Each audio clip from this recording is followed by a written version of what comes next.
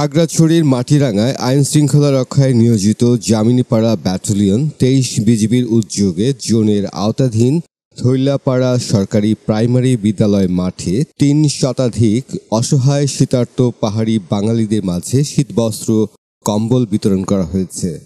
সকালে প্রধান অতিথি হিসেবে উপস্থিত থেকে এইসব শীতবস্ত্র কম্বল বিতরণ করেন জামিনীপাড়া ব্যাটালিয়নের নবাগত জোন অধিনায়ক লেফটেন্যান্ট কর্নেল খালিদ ইবনে হোসেন।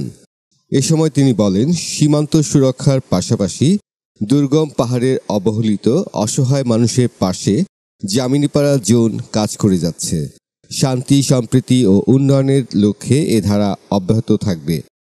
শীতবস্ত্র বিতরণ অনুষ্ঠানে অন্যান্যের মধ্যে জোন উপ অধিনায়ক মেজর মোহাম্মদ আশিকুর রহমান, এসএম মোহাম্মদ মাসুদুর মিয়া, জোন এনসিও মোহাম্মদ রুহুল আমিন সহ স্থানীয় জনপ্রতিনিধি ও বিজিবির পদস্থ কর্মকর্তাগণ উপস্থিত ছিলেন।